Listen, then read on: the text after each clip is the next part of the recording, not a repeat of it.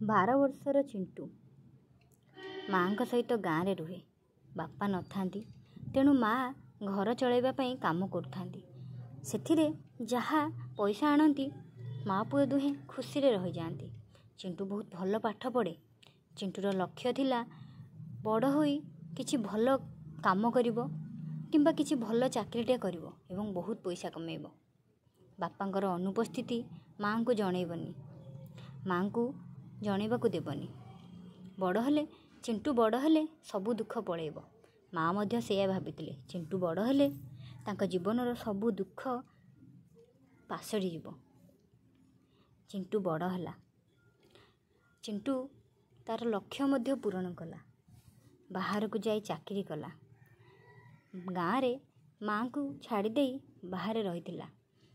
ସବୁଦିନ ମାଆଙ୍କ ସହିତ ଫୋନରେ କଥା ହୁଏ, ମାଆଙ୍କ ଭଲ ମନ୍ଦ ପଚାରେ। ଧୀରେ ଧୀରେ ଚିଣ୍ଟୁ ଗାଁକୁ ଯିବା ଆସିବା ମଧ୍ୟ ବନ୍ଦ କରିଦେଲା।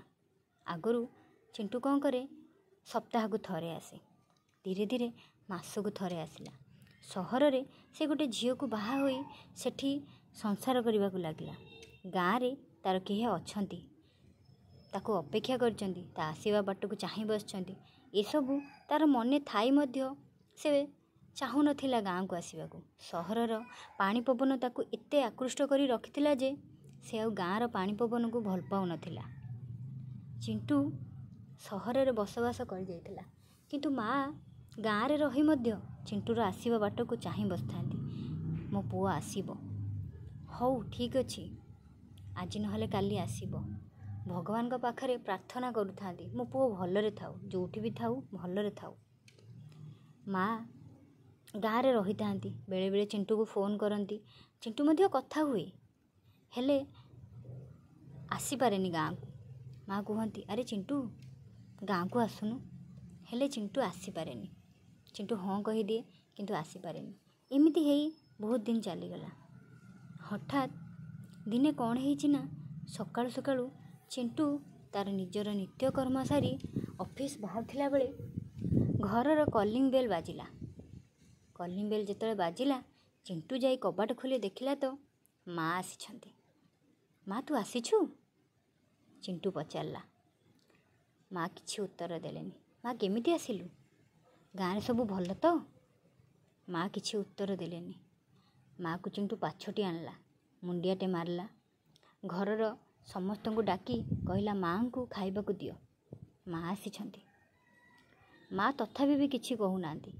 ମାଆଙ୍କୁ ନେଇ ବସେଇ ଦେଲା ଚେୟାର ଉପରେ, ଦାମୀ ଚେୟାର ଉପରେ। ମାଆ ବସିଲେ। ତାପରେ କ'ଣ ହେଇଛି ଜାଣିଛନ୍ତି? ହଠାତ୍ ଘରର ଫୋନ୍ ରିଙ୍ଗ ହେଲା। ଚିଣ୍ଟୁ ଉଠେଇ କହିଲା, କିଏ କହୁଛନ୍ତି? ସେପଟୁ ଶବ୍ଦ ଶୁଣାଗଲା, ଚିଣ୍ଟୁ ତୋ ମାଆ ଆଉ ଏ ଦୁନିଆରେ ନାହାନ୍ତି। ହଠାତ୍ ଚିଣ୍ଟୁ ସ୍ତବ୍ଧ ହୋଇଗଲା। ଆଉ ବୋଉକୁ ବସେଇଥିବା ଚେୟାରକୁ ଅନେଇ ଦେଖିଲା, ସେଠି ମାଆ ନାହିଁ। ମାଆ? ତାପରେ ଚିଣ୍ଟୁର ସବୁ ଅତୀତ ମନେ ପଡ଼ିଗଲା। ପିଲାଦିନର ସେ ମାଆର ରୋଷେଇ, ମାଆର କାମ, ସେ ସବୁ ମନେ ପଡ଼ିଗଲା। ସତରେ କ'ଣ ମାଆ ନାହିଁ? ଆଉ ତାହେଲେ ଏବେ ଆସିଥିଲା କିଏ? ମାଆ ମୋତେ କହୁଛି, ମାଆ ଚିତ୍କାର କରି କହୁଥିଲା ଯେ ଚିଣ୍ଟୁ ତୁ ତୋର ସୁଖର ସଂସାର ପାଇଁ ବୁଢ଼ୀ ମାଆକୁ ଗାଁରେ ଛାଡ଼ି ଦେଇ ଆସିଲୁ। କେବେ ବି ପଚାରିଲୁନି ମାଆ କେମିତି ଅଛୁ। ଆଜି ମୁଁ ତୋ ପାଖକୁ ଆସିଛି ଅଭିଯୋଗ କରିବାକୁ ନୁହେଁ, ତୋ ମଙ୍ଗଳ କାମନା କରିବାକୁ, ଯେ ତୁ ଭଲରେ ରହ। ମୁଁ ଯାଉଛି ଏ ସଂସାର ଛାଡ଼ି। ତତେ ମୋର ଆବଶ୍ୟକତା ନାହିଁ ତ ମୁଁ କାହିଁକି ରହିବି? ମାଆର ଆବଶ୍ୟକ ଯେତେବେଳେ ପୂରଣ ହେଇଗଲା, ସେତେବେଳେ ଚିଣ୍ଟୁ ଗାଁରୁ ସହର ହେଇଗଲା। ସହରରେ ନିଜର ସଂସାର ଗଢ଼ିଦେଲା, ଆଉ ମାଆକୁ ଭୁଲିଗଲା। ସେହିପରି ଆମେ ମଧ୍ୟ ଚିଣ୍ଟୁ ଭଳି ହେଉଛେ। କିଛି ଲୋକ ଅଛନ୍ତି ନିଜ ବୃଦ୍ଧ ପିତାମାତାଙ୍କୁ ନେଇ ବୃଦ୍ଧାଶ୍ରମରେ ଛାଡ଼ି ଦେଉଛନ୍ତି। ଥରେ ବି ତାଙ୍କ କଥା ଭାବୁନାହାନ୍ତି ଯେ ସେମାନଙ୍କର ମନର ଅବସ୍ଥା କେମିତି ଥିବ। ମାଆ ବାପା 4ଟା ଛୁଆକୁ ଏକା ପ୍ରକାର ଭଲ ପାଇବା ଦେଇ ବଢ଼େଇଥାନ୍ତି, ହେଲେ 4ଟା ଛୁଆ ମାଆ ବାପାଙ୍କୁ ବାଣ୍ଟି ଦିଅନ୍ତି। ତୁ ମାସେ ରଖିବୁ, ତୁ ମାସେ ରଖିବୁ, ତୁ ମାସେ ରଖିବୁ, ଏମିତି କରି କେହି କେବେ କୁହନ୍ତିନି ଯେ ନା ମା ବାପା ଆମକୁ ଜନ୍ମ ଦେଇଛନ୍ତି ମୁଁ ସବୁଦିନ ରଖିବି। ନା, ମା ବାପାଙ୍କୁ ଆମେ ବାଣ୍ଟି ଦେଉଛେ, ମା ବାପାଙ୍କୁ ଆମେ ଅଲଗା କରିଦେଉଛେ, ମା ବାପାଙ୍କ କଥା ଆମେ ବୁଝିପାରୁନେ। ଆମର କ'ଣ ଏଇ କର୍ତ୍ତବ୍ୟ? ମା ବାପା କ'ଣ କେତେବେଳେ ଆମଠୁ କିଛି ଅଧିକା ଚାହାନ୍ତି କି? ନା, ମା ବାପା ସବୁବେଳେ ଚାହାନ୍ତି ଯେ ଆମ ପିଲା ଆମ ସାମ୍ନାରେ ରହୁ, ଆମ ପାଖରେ ଖୁସିରେ ରହୁ, ଆଉ ଆମେ ଆମର ଶେଷ ସମୟ ତାଙ୍କ ସହିତ କାଟିଦେଉ। ଆମ ଜୀବନ ସରିଲା ପର୍ଯ୍ୟନ୍ତ ଆମ ଜୀବନଟି ତାଙ୍କରି ପାଖେ କଟୁ। ହେଲେ କୌଣସି ପିଲା 90% ପିଲା ତାଙ୍କ ମା ବାପାଙ୍କୁ ଦୂରେଇ ଦେଇ ନିଜ ସଂସାରରେ ବ୍ୟସ୍ତ ରହିଯାଆନ୍ତି।